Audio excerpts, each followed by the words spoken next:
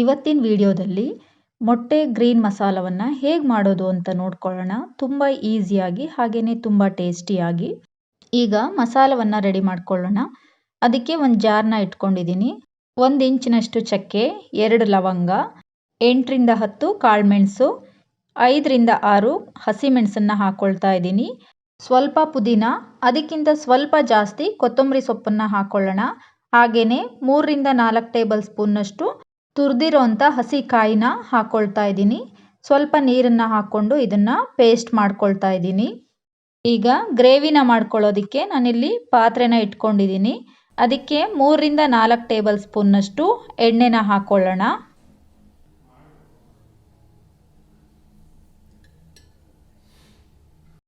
ಎಣ್ಣೆ ಬಿಸಿ ಆದಮೇಲೆ ನಾನಿಲ್ಲಿ 2 ಮೀಡಿಯಂ ಗಾತ್ರದ ಈರುಳ್ಳಿಯನ್ನು ಸಣ್ಣದಾಗಿ ಹೆಚ್ಚಿ ಹಾಕ್ಕೊಳ್ತಾ ಇದ್ದೀನಿ.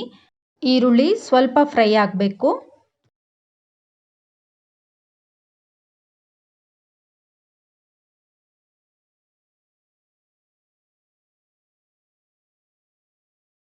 ಈರುಳ್ಳಿ ಫ್ರೈ ಆದಮೇಲೆ ನಾನಿಲ್ಲಿ 1 ಚಿಕ್ಕ ಗಾತ್ರದ ಟೊಮೊಟೊನ ಹೆಚ್ಚಿಬಿಟ್ಟು ಹಾಕ್ಕೊಳ್ತಾ ಇದ್ದೀನಿ.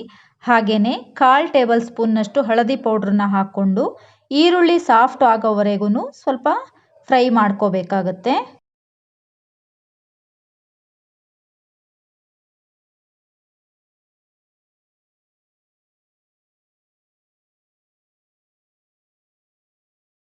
ಈಗ ಅರ್ಧ ಟೇಬಲ್ ಸ್ಪೂನ್ನಷ್ಟು ಜಿಂಜರ್ ಗಾರ್ಲಿಕ್ ಪೇಸ್ಟ್ನ ಹಾಕ್ಕೊಳ್ತಾ ಇದ್ದೀನಿ. ಇದನ್ನು ಹಾಕ್ಬಿಟ್ಟು ಸ್ವಲ್ಪ ಫ್ರೈ ಮಾಡ್ಕೊಳ್ಳೋಣ.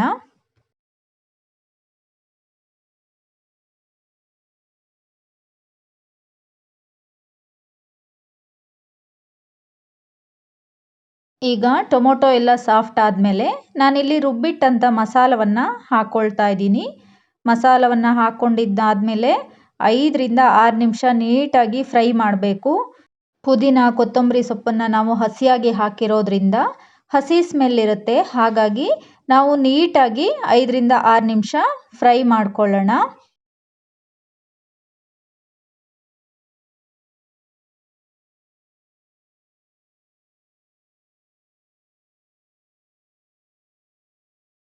ಈಗ ಅರ್ಧ ಟೇಬಲ್ ಸ್ಪೂನ್ನಷ್ಟು ಅಚ್ಚ ಖಾರದ ಪುಡಿ, ಹಾಗೆಯೇ ಅರ್ಧ ಟೇಬಲ್ ಸ್ಪೂನ್ನಷ್ಟು ಧನಿಯಾ ಪೌಡ್ರನ್ನು ಹಾಕ್ಕೊಳ್ತಾ ಇದ್ದೀನಿ.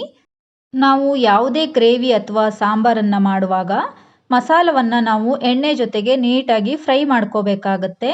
ಇಲ್ಲ ಅಂತ ಅಂದರೆ ಸಾಂಬಾರು ಆಗಲಿ ಅಥವಾ ಗ್ರೇವಿ ಆಗಲಿ ಅಷ್ಟೊಂದು ಟೇಸ್ಟ್ ಬರೋದಿಲ್ಲ. ನಾನಿಲ್ಲಿ ನೀಟಾಗಿ 5 ರಿಂದ 6 ನಿಮಿಷ ಫ್ರೈ ಮಾಡ್ಕೊಂಡಿದ್ದೀನಿ. ಈಗ ಗ್ರೇವಿ ಥಿಕ್ನೆಸ್ಸಿಗೆ 1 ಕಪ್ನಷ್ಟು ನೀರನ್ನು ಸೇರಿಸ್ಕೊಳ್ತಾ ಇದ್ದೀನಿ.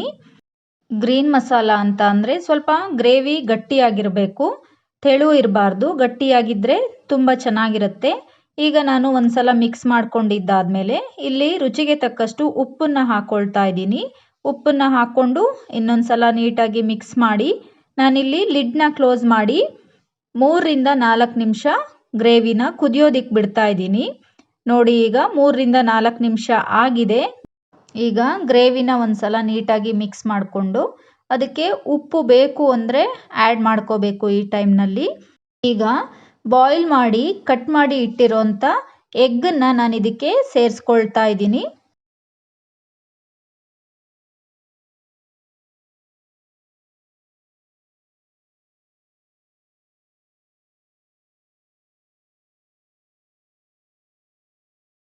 ಎಲ್ಲ ಎಗ್ ಪೀಸಸ್ನು ಹಾಕಿದ ಮೇಲೆ ನಾನಿಲ್ಲಿ ಸ್ಪೂನ್ನ ಯೂಸ್ ಮಾಡ್ತಾ ಇಲ್ಲ.